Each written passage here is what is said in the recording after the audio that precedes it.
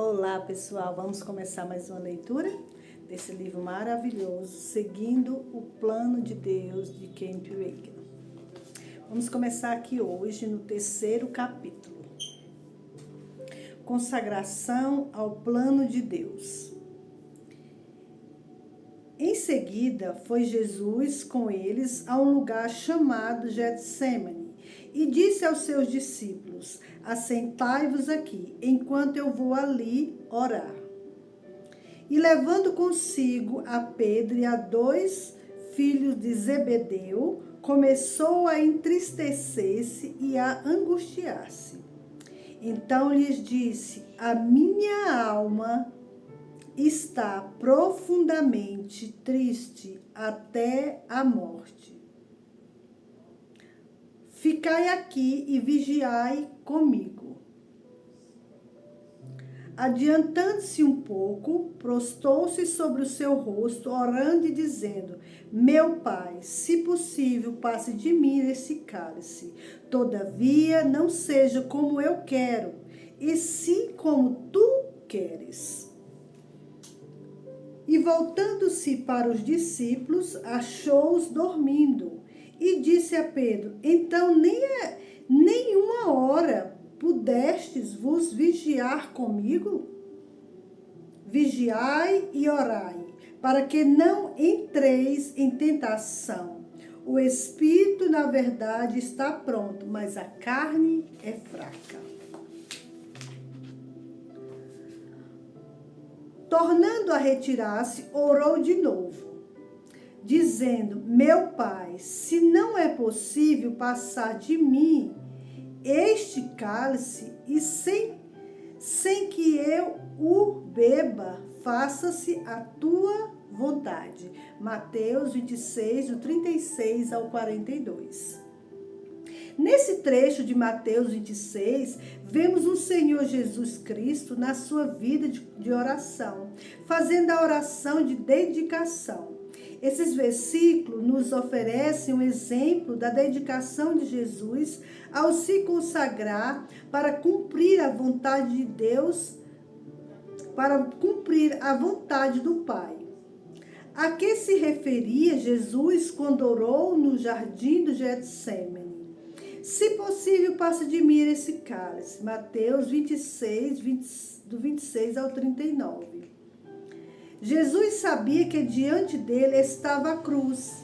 Sabia que estava para ser oferecido em nosso favor como sacrifício pelos nossos pecados. Hebreus 9, 26. Pense em todos os pecados cometidos pela humanidade no decurso de todas as eras. Toda a imoralidade, devassidão, assassínio e ódio. A Bíblia diz que Jesus foi feito pecado por nós, a fim de que nós fôssemos feitos nele justiça de Deus. 2 Coríntios 5, 21. Mas no jardim do Getsemane, o Filho de Deus puro e imaculado, sabendo que estava indo à cruz, viu o horror da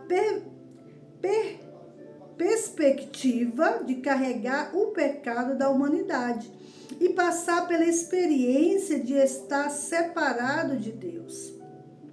Não adianta que quando se aproximaram aquelas horas finais, Jesus ficou triste e com peso na alma. Mateus 26, 38 e Marcos 14, 34. Embora Jesus soubesse que sua morte ficaria sem favor da humanidade, era a razão porque ele viera ao mundo. Teve que resistir à tentação de recuar diante daquilo que estava para lhe acontecer. E orou a Deus: se possível, passe de mim este cálice. A Bíblia diz que enquanto Jesus orava no jardim do Getsemane, o seu suor se tornou como gotas de sangue, enquanto lutava contra a tentação de recuar da cruz. Lucas 22, 44. Não foi fácil para Jesus cumprir o plano do Pai para ele. e realmente ir à cruz, a fim de ser crucificado pelos pecados do mundo, foi uma taça amarga para ele beber. Jesus, porém, sabia que o resultado final da redenção seria a salvação da humanidade. E, portanto, em troca da alegria posta diante dele, rendeu-se à vontade do seu Pai. Hebreus 12, 2. Jesus proferiu uma oração de consagração e dedicação, dizendo: meu Pai, se não é possível passar de mim este cálice sem que eu o beba, faça-se a tua vontade. Mateus 26, 42. Deus está procurando crentes que se dedicaram e consagraram totalmente a Ele para cumprir o seu plano para a sua vida. Assim como fez Jesus no Getsêmani, bem como no decurso de todo o seu ministério na terra. Os olhos do Senhor percorrem a terra para achar pessoas cujo coração se dedica a Ele. 2 Coríntios 16, 9. Deus, 2 Crônicas 16, 9. Deus está procurando crentes que dirão, assim como disse Jesus, não seja como eu quero, e sim como tu queres. Note ainda que Jesus não fez essa oração uma vez só. Orou virtualmente a mesma oração 3 vezes. Mateus 26, 39, 42 e 44. Você precisa entender que a oração da consagração não é uma oração de uma vez para sempre, conforme acontece com a oração da fé. A oração de consagração é uma oração para você continuar proferindo durante toda a sua vida. Você só conseguirá seguir o plano de Deus para a sua vida se você mantiver constantemente uma atitude de consagração, de redenção à vontade de Deus, seja ela qual for. A falta da consagração entre os crentes. Entre alguns cristãos, hoje em dia, parece haver uma falta de consagração profunda para cumprir a vontade de Deus. Estava pensando recentemente na diferença entre as minhas experiências nos círculos do Evangelho Pleno, 50 anos atrás e agora. E fazendo uma comparação entre os crentes do Evangelho Pleno, de 50 anos atrás e aos de hoje, percebi que havia muito menos enfermidades entre os cristãos cheios do Espírito há 50 anos do que há entre os de hoje.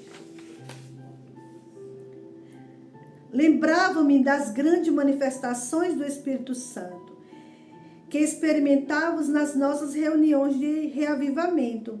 A atuação do Espírito Santo também era muito maior em demonstração, mas consistente naqueles tempos antigos, por contrastes com os dias de hoje. Enquanto pensava nisso, o Espírito de Deus disse ao meu espírito: sim, a consagração do meu povo também era maior. Assimile essa declaração. Quero optarmos por consagrarmos a Deus para obter-lhes, que optarmos para desobedecer-lhes. A escolha afetará todas as demais áreas da nossa vida. Estou plenamente convicto da veracidade daquilo que o Senhor me disse. A consagração dos crentes realmente era mais profunda há 50 anos, mais do que hoje. A gratidão e reverência dos crentes para com as coisas de Deus e a atuação do Espírito Santo também eram muito mais profundas. E como resultado, Deus honrava aquela profundidade de consagração e de reverência e dava ao seu povo manifestações maiores do Espírito Santo. Os crentes hoje precisam de mais consagração e dedicação a Deus. Nas igrejas que eu pastoreava na década de 1940, nos reuníamos em derredor do altar da consagração para orar. No término de quase todos os cultos, frequentemente cantávamos aquele hino antigo, em fervente oração, quando tudo deixares no altar. Não cantamos muitos hinos assim hoje em dia, mas muitas pessoas hoje precisam prestar atenção à mensagem de alguns desses velhos hinos bíblicos. Parece que muitos crentes estão dispostos a deixar algumas coisas no altar, mas não todas. Mas o plano de Deus para a sua vida fica prejudicado e muitas das suas bênçãos